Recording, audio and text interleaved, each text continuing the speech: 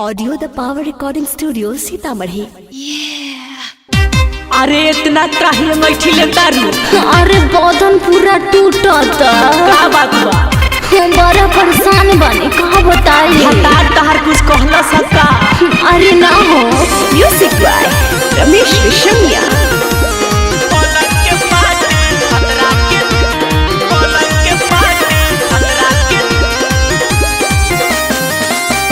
भतरा के दम तोरा मिले न कहा, पलंग के पाटी हिले न कहा। इसने कुछ बा?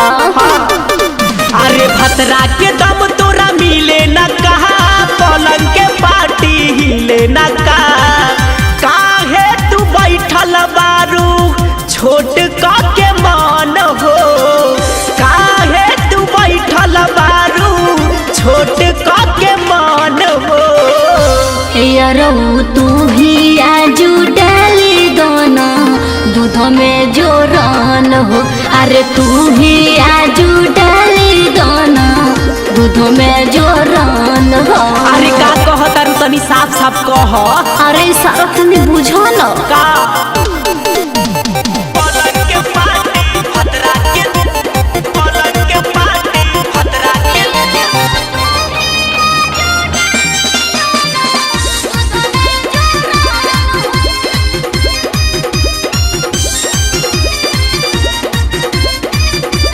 हाँ, बिना ही मेहनत कइले तू त मारे के चाहेलू माजा। अरे सैया के चीजवा घुनाइल बाटे, यही से तू ही खा जा। ऐसे ना बोला। अरे फ्री में हुक दुख ले हब नाही, धर न ऐसे पाजा। अरे ऑफर जनी ठुकरावा राजा, धोके बजावा न बाजा। हट जाई दही तुहार जमी जब धान हो। हट जाई दही तुहार जमी जब धान हो। हे राजा तू ही अब डाली दाना दूध में जोरान हो। अरे तू ही अब डाली दाना दूध में जोरान हो। पलंग के पाटी हिले न का, भतरा के दम तोरा तोरा तोरा तोरा तोरा, भतरा के दम तोरा मिले न का।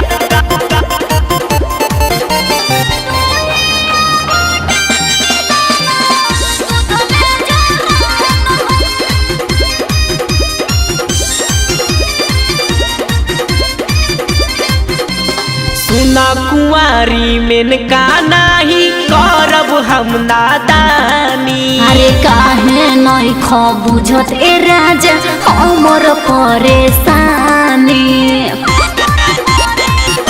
सुना करन कार्तिक न जाल में फंसिए, बनाव जनी कहानी।